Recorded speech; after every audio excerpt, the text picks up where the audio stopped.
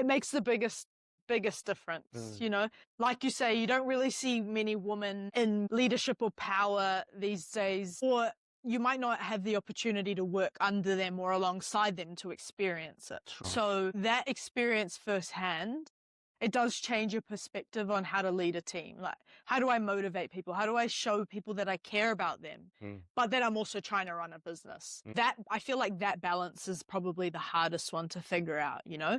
As a manager, you're looking after a business, which means you're looking at dollar figures and you're looking at running costs. But then you put that alongside looking after the people that are helping you get to that. That can be tough. But she just mastered that. Wow. And watching her master that, I was like, wow, it's so doable.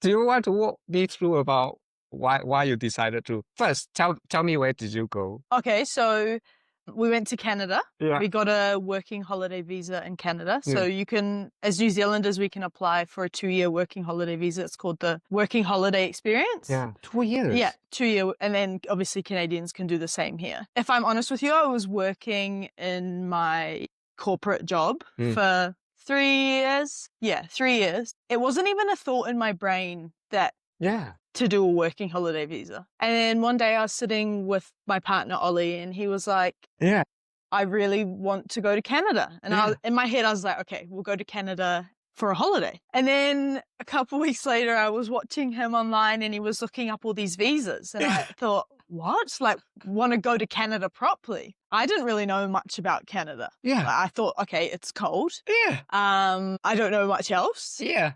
And then I wasn't that convinced, if I'm honest. Yeah. Ollie was like, I really want to go there. He loves mountain biking. Awesome. It's like the mountain biking mecca. That's where you go.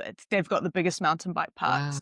And I myself don't really enjoy cold weather. So the winter for me was kind of, how do I put it? I was really skeptical about it. Yeah, of course. So then we decided that we would apply for this visa, and we didn't know how long it would take. But the whole thinking through it was, I'm not entirely sure if I want to go, but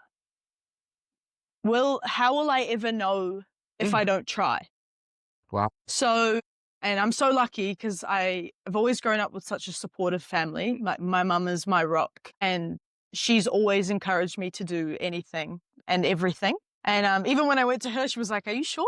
Like, doesn't really sound like you. And then I said to her, look, Mum, if I go and I'm not having a good time, how easy is it for me just to say, that's okay. I tried it and I'm going to come back home. But it was a weird time because I was starting to sort of solidify myself in my job. There wasn't even necessarily going to be a right time to go. It was kind of, it was a hard conversation to have with my boss, that I was just going to up and leave. And even like to process that for myself was really hard.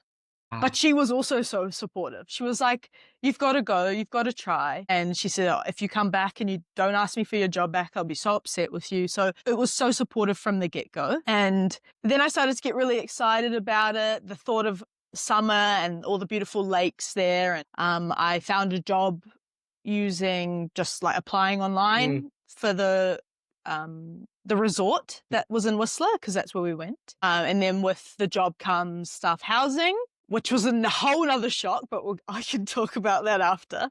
So I landed a job as a restaurant supervisor on one of the mountain top restaurants. So like right at the top of Whistler Mountain. So we would take a half an hour gondola up to work and back down every day, which was amazing because on the way up, you could see so many animals. You were going on top of the mountain bike park. So people riding bikes, bears, deer. It was amazing. Wow. So yeah, I landed that job. Ollie was working as a mountain bike instructor. So he was teaching kids how to ride mountain bikes, which is just so perfect for him because he's an amazing teacher and he loves mountain biking. So it was like all kind of landing in place. And then we booked our tickets to go and we got there and it all went relatively smoothly. We'd done all of our research. I joined heaps of different Facebook groups online, people talking about their experiences getting visas and what the important things are to do when you get there. Because obviously you need to get like social insurance numbers and bank accounts and phones, and there's a certain order you have to do them in, otherwise you can't do one because you need the other. So it was all really good that we'd done all this past research before we got there, because and I've spoken to a few people who got there and didn't do the research about how stressful that time was for them. I myself am a little bit OCD. I like being organized like that is peace of mind for me. Otherwise, the anxiety just goes through the roof, and you're already in a brand new country you've never been to. That's very wise. Yeah. Very wise. Yeah. So definitely doing your prior research, talking to people, having some sort of stability when you arrive, I believe is important. But also I understand that some people just like to go and figure it out there.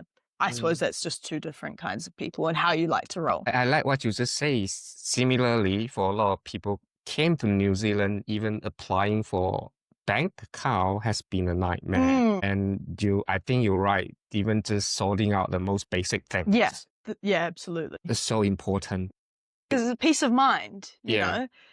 So there's a lot of things that are in your control that can be controlled, and then there's a lot of things that are out of your control and you do have to go with the flow with, which is what I've learned over my last 2 years away. So yeah, on arrival, it was really nice to have those things sort of ironed out. When we got there, we stayed in Vancouver for a couple of days, did all those important things, and then we made our way to Whistler. Then you roll in, and because you have a job in the resort, they give you staff accommodation.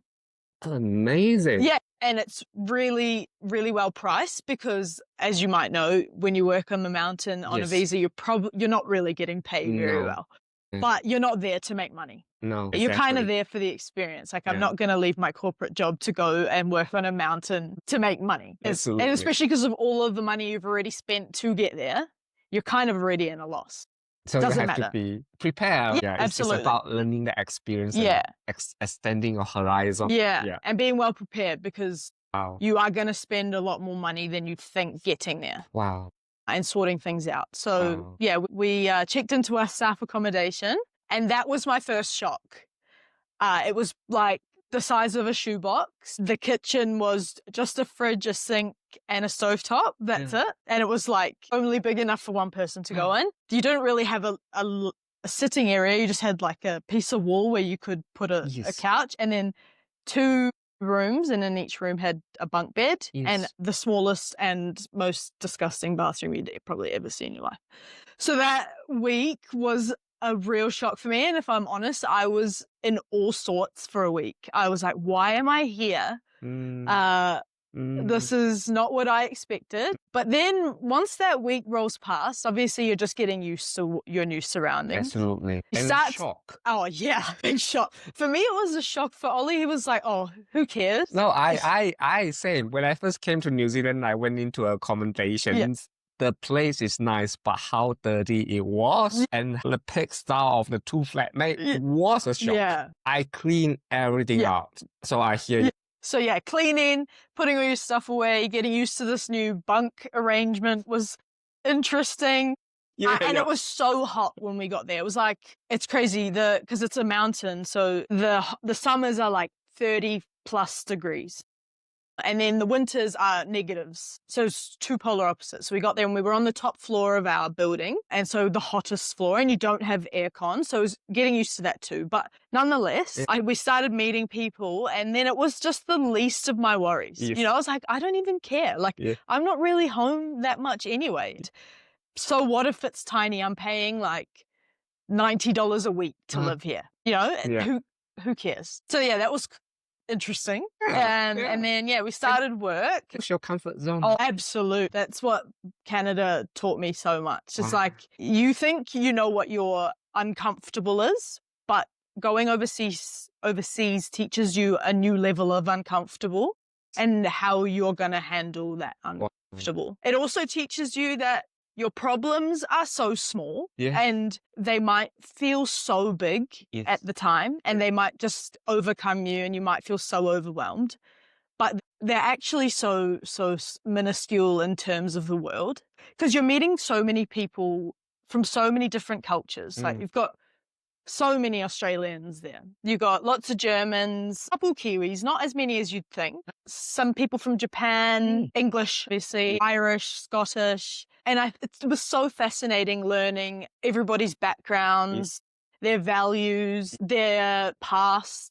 Your problems don't seem so important anymore, even though at the time they feel like the world is going to end. So it taught me that, like, yes, okay, I've got a problem. And in Canada, and especially when you're overseas, you do come across a lot of like roadblocks. Okay. Like there's always going to be something. I'm having a problem with getting my license, and it's going to take me a really long time. Or I'm setting up my phone and they can't get me my SIM in time. Or there's always something. Okay. Yeah. But it's not that important. You're going to be okay. Yeah. And especially when you have a really good support system, like your mum, your family's only a phone call away. Yeah. You've got somebody there who's with you that's really also very supportive. But even if you don't, it doesn't matter. You know, you're meeting people all the time and people who are in the exact same boat as you. So you can rely on other people too for advice or for past experience. So that was really cool too. I saw your photo. They all look so amazing. Like you have the time of your life. Like I was so jealous. Like, wow, I want to be young again. It was so much more than I ever thought it was going to be. So in saying that, it was the best thing I've ever done. Wow. So that hesitation initially just felt like the silliest thing to me. Like, imagine if I hadn't gone overseas and done this, because I suppose my mum was brought up like, you leave school, you go to uni, you get married, and that's sort of what you do. So I didn't plan my life like that, but this working holiday was not in my timeline at all. But then when I came back, Mum was like, oh, I wish I did that too. You know, I'm so proud of you for doing that, because I wish that was something I got to do too. So. Yeah, absolutely. Especially, but I hear you, which is very important what you highlight as well. Like there are so many little roadblocks that you never thought about, you know, like getting a SIM card, getting a driver license, you know, like that will create frustrations, but yet also values and cherished what's provided to you. With the new friendships and all that. And they're actually some of the best friendships I've ever made. Like I talk to these people almost every day. We're miles apart now, but they are some of the closest people to me. Like, through seasons, especially the winter season, which might I add, we weren't actually sure we wanted to stay for, because like I said earlier, I don't really like cold weather. And I skied when I was young, but I wasn't necessarily a good skier. So that was worrying for me. And when I say cold, it's like -10, you know, so it's really cold. We had some days that were -35 with like a -50 wind. Wow, my God. And they had to close the whole mountain, because obviously if anything happens, you can get hypothermia and it's not nice. So that's how cold it was. Wow. But again, based off the hesitation of not actually knowing if we wanted to go, I was like, how will we know unless we try? Yes.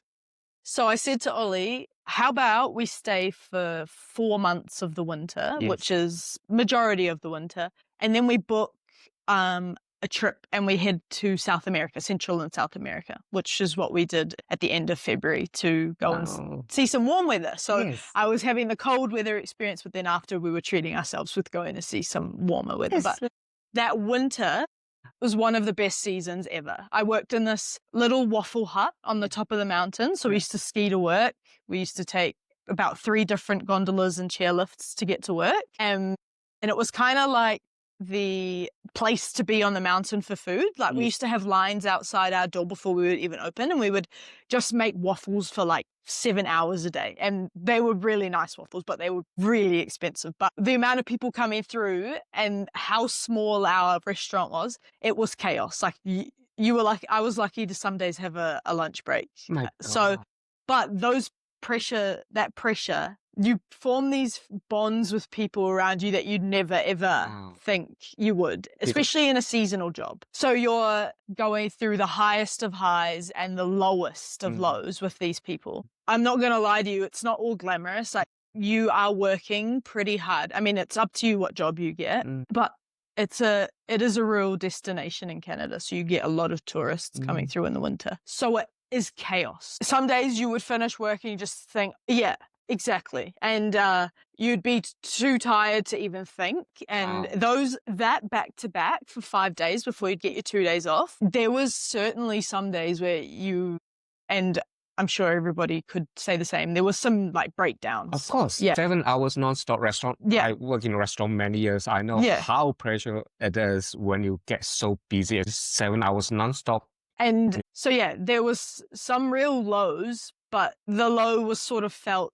unanimously a lot through everyone, which as a supervisor was really hard to manage too, because you're trying to look after this team. You know, my job is to make sure that not only the restaurant runs smoothly, but the people working in the restaurant too are also okay. I don't yes, doing your job, but I care about them as people. And now they're not only workers, they're actually some of my best friends. So watching them go through these lows too, while also sort of being in the same, yes, is really tough, because you sort of put yourself on the back foot trying to help others, which I always want to do. I always want to make sure the people around me are doing okay. And there's some things you can't help with, when your body is so fatigued and your mind is also extremely fatigued and your 2 days off, you want to enjoy them. So you're going to go out on the mountain and have fun. There's just no element of rest. So there is that aspect. But then, like I said, it's such a balance, if not better, because the highs are so amazing. You get to ski to work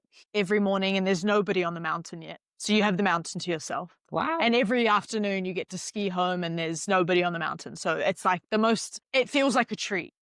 Yeah. So while working through those lows, it was always important to remind myself that there is highs coming and I just have to go through the flow and through the waves, because there's so many waves. Can I ask you something? Yeah. It sounds like in that time, you already built out your own personality and all that. It's like everything coming together as who you are in that time. Yeah. Like you're really able to consolidate whatever that personality, that love, that aroha you have. It's like just showing out to you. It's like, yes, you are that person. Yeah, it was,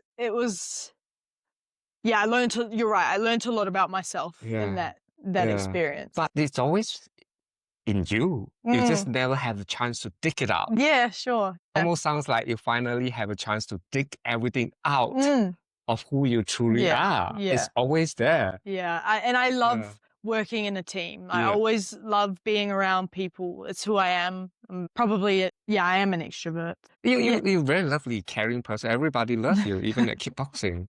Yeah. I love everyone too. So yeah, I feel like that care for others is, well, I'm very lucky that I learned that from my mum. So she's looked after me like my mum and dad for my whole life. So I'm so lucky to have learned that from her, and then now I get to do that myself. So she is my role model for sure. To be honest, probably no one have told you when you left even kickboxing to Canada. I felt like suddenly something missing. It's true, because it was so long, and then and then suddenly it's like, oh, you're not there, because you're one of the person also push yourself very hard as well at kickboxing, so it's like, oh, it's not quite the same, but suddenly just a bit, yeah. Kickboxing is such a family though, you know. It is. It's so nice to feel part of a community and have a sense of like belonging, and you guys make that so easy. So it's the best place. Thank you. So supportive, fun. Yes. Really fun. Yeah. And you just beat some bags and you feel so happy after.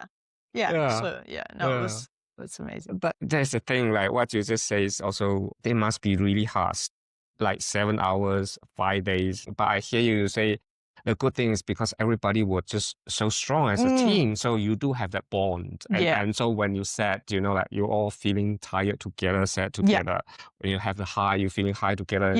So you're not being alone, but as a supervisor, I hear you also care about these people. So you do feel a sense of responsibility. Absolutely. Yeah. Well, that's perfectly said. And it comes to a point where you have to acknowledge that everybody is feeling a certain way, but you also need to dig down and find something that motivates them just to get them through that one day. There was my last winter season, I was really lucky.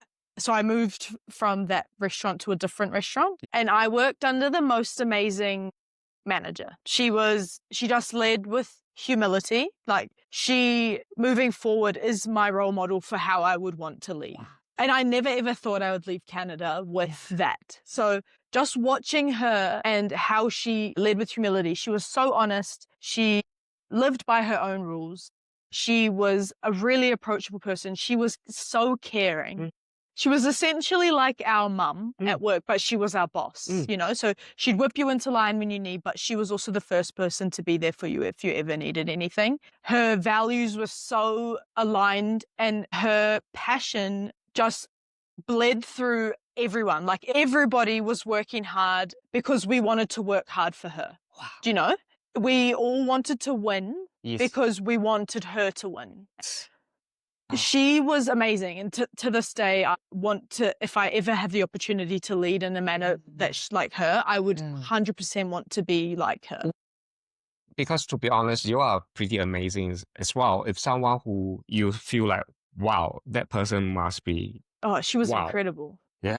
Yeah, I adore her, and we still talk, but she, in that season, also was really tough. And there was a lot of issues with the amount of like labor we were allowed to have, and it was so busy all the time, and we were always understaffed, and people were really feeling it. But she was just our rock. Wow. We were so lucky, and that season will truly have a special place in my heart because it actually taught me so much about resilience. Yes. Like, we don't just fall at our feet when it gets hard. We find a way to get like to stand back up. And she was the epitome of that. Like, Wow. we find a way and we just do that. If no one have done restaurant job, I can vouch for how hard it is. You're on your feet all the time. All the time. You need to make sure that people are happy, the order is right, respond to any requests. Even when you're busy, walk past someone will just say, hey, can you grab me a napkin? You can't say, go and get it yourself. Exactly. Yeah. Yeah, and a lot of tough customers too, and it was a big restaurant, and it was actually, we were working some 10-hour days. We weren't even working 7. So, wow. And yeah, so that season holds such a special place in my heart. Like, she does too. Yeah. The restaurant was called Glacier Creek, and I'm so lucky to have worked under her, because now I sort of see what leadership, especially coming from a woman. Yes. I know in this day and age, like, the equalities, you know, it's coming back. Not really. We're still lying to ourselves. Yeah, we kind If you look at the pay equality, way low. Absolutely. New Zealand, we need to do better. I'll carry on. Yes, we do. No, I 100% agree. And just look at the corporate. How many women are there? Not many. Not many. Seeing her in that leadership role, no, I completely agree with you. I was just trying to say that to be like politically correct, but cut that. No, let me do. Seeing her in that role was like, wow. Yeah. And it so can be done. And the way she was so strong with her morals and values, but also what she believed in. And she wasn't going to let anyone else sort of change that. You know, up top are pushing hard because we need to do better at this and this and this. She would turn around and say, actually, we are doing so damn good at that. I'm not sure what more you want us to do. You know, like, she had our back through everything. I love it. Yeah. And I was like, I didn't know that was possible, being a woman in leadership. I thought, especially if you have to work under more men above you who are saying, we need this from you, this and this and this. And she's like, actually, well, we are doing the best we bloody can. Yeah. So, like, how about appreciate that? You know, she would say that, and she would come into the office and she'd say, look, they've said this and this and this. And she'd say, I don't necessarily think that that's correct. I've told them this, but what we're going to do to sort of make them happy is this, but I want you guys to know that you're doing an amazing job. Wow. So through the toughest of tough times, she was just there for us, and I love her to pieces. Like, she's insane. Yeah. She's been there for a long time? Or? She's worked at that restaurant for, I don't want to butcher this, but I think it's more than 20 years. Wow. I want to say 30 years. Wow. Yeah. So yeah, she's seen it all. We used to have some really funny things happen, like people would show up to work with no shoes, and people would lose a ski on the mountain and not be able to come to work. And you just come to her with the most obscure things, and you'd be so scared to tell her about this person. She'd look at you and say, honestly, there's nothing I haven't heard. So if you think you're going to surprise me right Yeah. now, you're wrong. So just tell me, because I'm probably going to say, oh, that's happened before. So I love it. and that's what made her so approachable. I She's love just it. like, I've seen it and I've probably done it. Yeah. So just tell me and we'll work it out together. Wow. So yeah, I came home and I was just so motivated by her. Mm. You know, she said to me, oh, if you ever need a reference for your job when you get home, just let me know. And she has been. So she's helped me so much to land this job now. I didn't thought about it, but I just want to ask you, as a female, especially like yourself, how important it is to see a role model like her to inspire you. It makes the biggest difference. You know, like you say, you don't really see many women in leadership or power these days, or you might not have the opportunity to work under them or alongside them to experience it. Sure. So that experience firsthand, it does change your perspective on how to lead a team. Like, how do I motivate people? How do I show people that I care about them, but that I'm also trying to run a business? That, I feel like that balance is probably the hardest one to figure out, you know? As a manager, you're looking after a business, which means you're looking at dollar figures and you're looking at running costs. But then you put that alongside looking after the people that are helping you get to that. That can be tough. But she just mastered that. Wow. And watching her master that, I was like, wow, it's so doable. Wow. You can have a really successful business and be a fantastic leader. Wow. Like, and you don't see that very often. No, I agree. Very, very hard to see actually nowadays. But I love it because, you know, that's why representation is so important, isn't it? Especially like you say, you don't even thought that it's possible. No. And she showed you it can be done. You don't have to ruin your relationships with people to get to the top. Like, we were such a successful restaurant that season because she looked after us. And like I said, we wanted to win for her. We wanted her to look good because she looked after us so well. I love it because that's what I believe in my heart as well, is the people that you need to look after. The rest, of course, then you will come because then the people who work for the company feel good about who they are. Absolutely. And they want to come to work. Yeah. And they want to work hard. Yeah. And then they go home and then you can have all the fun you want. But you show Wow. up to work the next day because you know Yeah. that the person that you come in to work for actually cares about you. And then again, you went back the second time for the holiday work. Yeah. Oh, so that restaurant at Glacier Creek was the second time I went back. So when I came back the first time, we actually didn't have the idea that we wanted to go back. Yeah. But we had only used 1 year of our visa by then. Yeah. And then it was a strange time. It was like, okay, we've had our fun now. Let's get back into adulting. But then in the back of our mind was like, well, no, because we're going to get back into this adult life and I might be sitting at my desk with my laptop and all I'm going to think about is that I have 1 year left on my visa and and you can never get it again. No, exactly. I've just wasted it. Yeah. Yeah. And also certain age group. Yeah. Yeah. After you won't be able to have it again. Yeah. And like being a female, I suppose, you kind of have to think down the line, what does that look like for me? Or, you know, so I was like, okay, well, I'm really actually quite keen to go back. And then Ollie and I had a couple more discussions. He actually got a job, and then we decided, oh, let's actually go back. And I spoke to so many different people and people were like, are you sure you should go back? And I was like, what do you mean? They were like, are you sure it's going to exceed your expectation this time round? Like, are you sure you shouldn't just leave it as what it is? Because you might think that this time's going to be better, but what if it's not as good? What? Really? People were saying that to me. And I was like, okay, but I could live my whole life thinking that. Yes. If I don't try again, well, I'll never know. And that goes back to the first thing I ever said. If you don't try, you never know. And then it was also like, we've just come home. We're not feeling ready to stay home. So, we decided to up and leave. And that's when I had the best season. Got back to Canada in November and we stayed till the end of April, which was when our visa finished. The best season, and it actually exceeded my expectations times a million, and it was better than my previous winter. Wow. So if anybody says to you, is it worth doing the same thing again because it might not be as good the second time round, don't let them affect your experience. So, your experience is only what you let it be. Yeah. To be honest, when you say you're going back, I was just like, wow, that's amazing. It must be such a good time. I never thought about like what happened if this time is not as good as the first time. Yeah. And then Yeah. those thoughts started to really play on my mind, Oh, even though they weren't even an initial thought for me. It wasn't a first thought I'd ever thought of, but then yes. people around me were saying that, and I started sort of letting it get to me. And then, you know what? I thought I wouldn't have even had this experience in the first place if I didn't step out my comfort zone ever so slightly. So I'm going to do the exact same thing again because it served me perfectly the first time.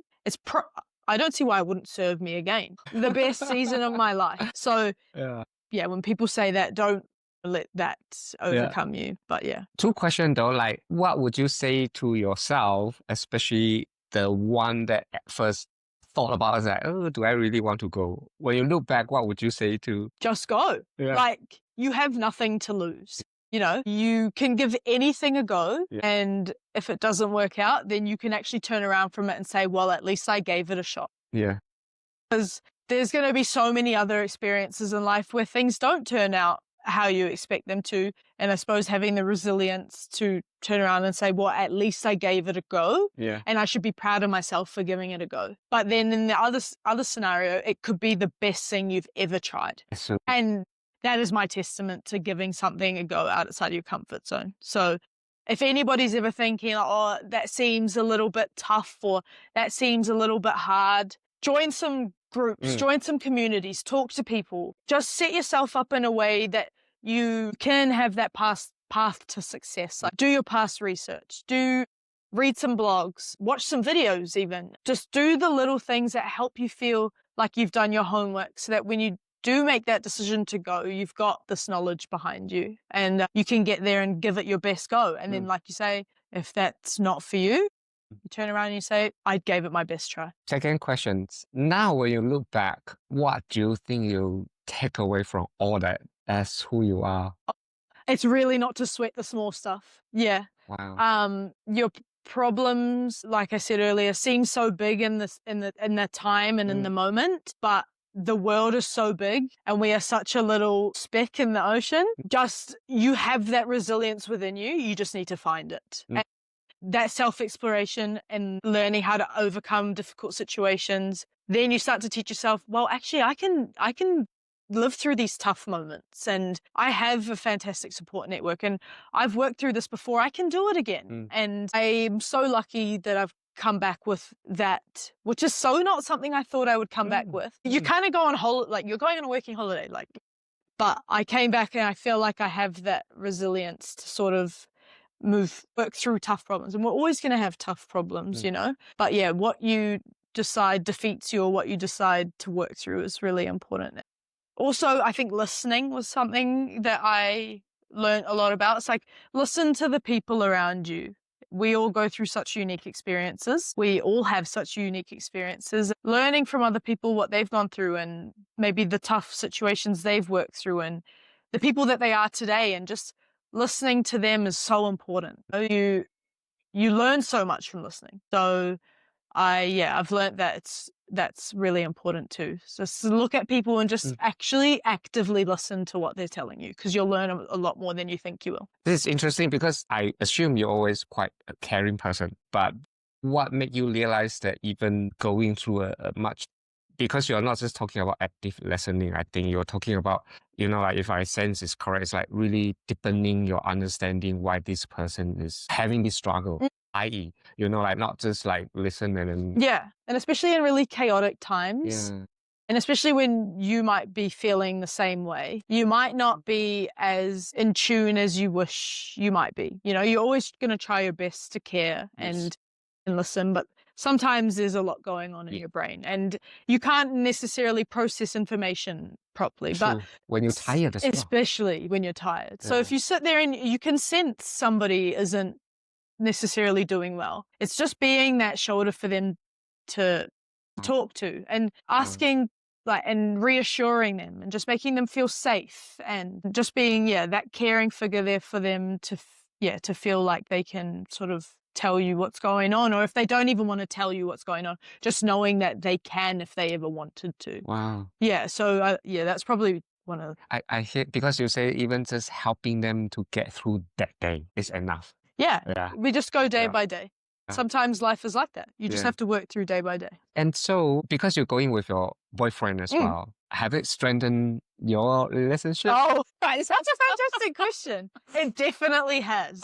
Awesome. Definitely. We are both really different. I'm an extrovert and Ollie's an introvert, which I think works perfectly because we you need that. equal each other out. Watching Ollie make a friend group of his own, and then me being able to do the same thing, and then being able to like join that together and get to know each other's friends. And like I say, we were going through some really difficult situations sometimes and working through that together, having each other's back always, being each other's support system, communication, which I haven't always been that great at, but it's taught me a lot. It's like you just need to be really communicative with what you're feeling, and don't up to guesswork, because that's when things can get messy. And when you are so exhausted and you get home from work and you feel like your brain can't work, just being like honest, like I really can't do it today. And also knowing that there's a balance. Like you don't have to be 100% every day. You know, some days, some person might be 60 and you might be the 40, but you're going to make that 100%. Some days I might be 80 and Ollie might be feeling 20, and we work together and we make it work, you know? So I'm so lucky to have him, and traveling the world with a partner. I mean, he's obviously the only person I've ever done it with. And I feel like that can be really make or break. Yeah, I agree. You know, like it makes a couple or it breaks them. I'm really lucky. It's like hanging out with my best friend. Oh, wow. So it wasn't, there wasn't really any times where it felt tough. It was just like natural. It was so nice. And wow. But have you guys ever sit down and after came back and start talking about? All the time. Really? Yeah.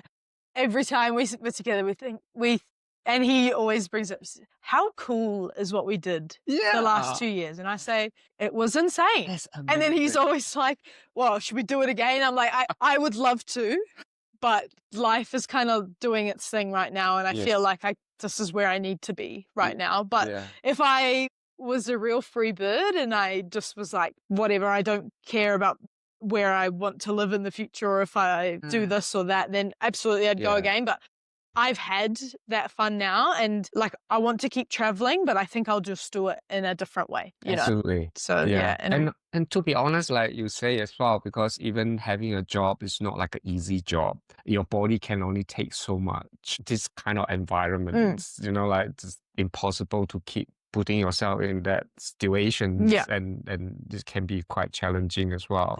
Absolutely. And I think one of the other things that Canada taught me was that New Zealand is home, you know. Canada's a beautiful place and it's got so many cool things to do. Yeah. But it makes you cherish home, you know. Tell me more. What? So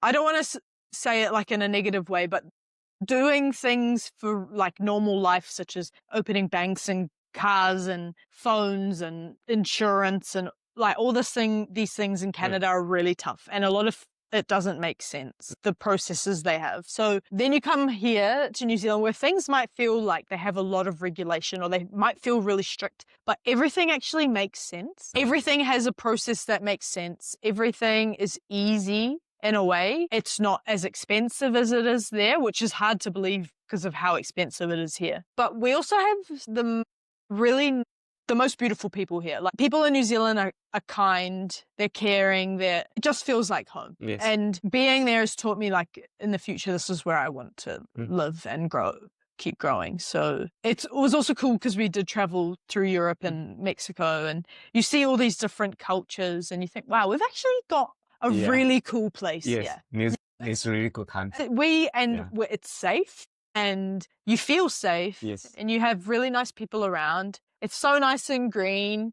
We've got beautiful ocean. We've got amazing mountains. We've also got beautiful lakes. But it's just home. And it's clean as well. It's so clean. People forget like how clean this country You're actually is. so right. Yeah, being away also made me realize that this is home. So I'm lucky for that. Like how lucky are we to be able to call New Zealand home, you know? And so this is another thing that like I think it would be quite good to even for people to understand, especially after about, you know, like two years more or less traveling, coming back, how easy it is. Oh, I mean, in terms of, like, because it's almost like a reset again, isn't it? you're essentially coming back to just like a blank page. So obviously you have all your friends and family. That never changes. Yes. So coming back home to that was lovely. Yeah. You know, I got to see all my friends again and my family, and I love that Yeah. because I love being around people. And I'm so fortunate to have such amazing friends and family and community. So that was really nice. But then coming back and readjusting the pace of life, like overseas, it was go, go, go, go. Like you're always with your friends, you're always doing something, you're always seeing something new, there's new experiences every single day. Then you come home and it's like, okay, I need to reset into the slower pace. Everybody works a job. Not everybody, but like most people have a job, which means you don't see them unless you see them in the weekend. And then coming back into this job market as well. Yes. So tough. Yes. Just like the unknown, what does my life look like for the next 3 months, and just having a plan. So it was tough. And before I left to Canada, I was really comfortable being on my own. Like I was happy to do my own thing. I didn't really need to be around people all the time. But when I went away to Canada and we did all that traveling, I kind of changed a bit. Like I really relied on having people around me, and like that would fill my cup a lot. Being alone was a bit foreign because it was such a busy time. Like you didn't really have that time on your own. And then so I got really used to that. And then coming home, I have to like readjust myself back to being comfortable doing my thing. Yeah. So that was also kind of tricky for me. It's like I'm not used to being left with my own thoughts anymore. I'm sort of juggling that while trying to settle back down and decide what I wanted to do moving forward and look for a job and where am I going to live. And so because the reason quite fast paced, like, have what you say, like go, go, go all the time and suddenly come back to New Zealand. It's like, yeah, absolutely. Yeah. But then you just learn, like, I've got some amazing, like your bestest and your closest family are here. You're so lucky to be around them. Start to set routine back up, heading back to the gym and, making you filling your cup in different ways, I suppose, and having to learn that again. Yeah, wow. I understand any change is not easy, even though it sounds like, oh, you're coming back home, but you're also coming back home from very different environment. Suddenly, it felt like, you're not quite the same person anymore, even though everything looks the same. But as part of you also know what you're missing. Yeah, and then that thought of like, when is the next adventure I'm going to have? Yeah, wow. And it's like, well, it's probably not going to be for a while, if I'm completely honest, because you're going to get back into routine and life and a job. And that 2 years feels like a dream because I'm not sure if I don't think I'll ever get to do that again, or not at least for a while. So getting used to that as well.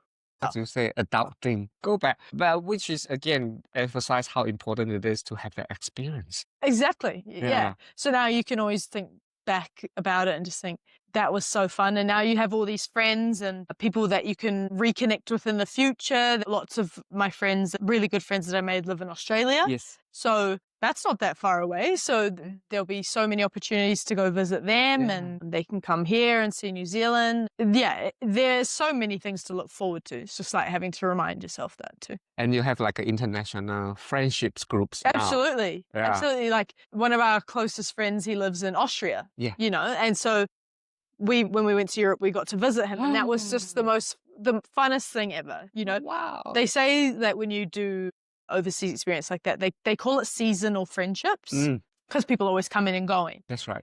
But it's more than that. Yes. Because any friend I made over there is definitely not a seasonal friend. Like they are a friend for life because you don't invest your time. Well, I personally don't give my time to people I don't think are worth, so they actually have such a special place in my heart and I care about them a lot. So they are my friend forever. It's not a seasonal friendship. And you don't know when you might see them, but you will, Yeah.